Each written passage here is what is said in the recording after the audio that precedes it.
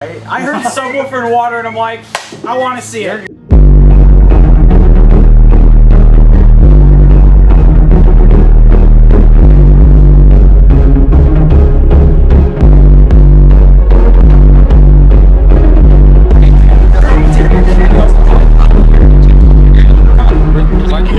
So this is going to come out and it's basically going to move the water like this, okay? The water's going to fall in a normal stream and it's going to go like that, okay? When we record it and mess around with the frame rates, it'll look really good. It'll make like, you know, like sine function? Yeah. That's what it'll look like. It can also make it look it can also make it look like the water is stopped. Like it's just flowing in there and like it's going off.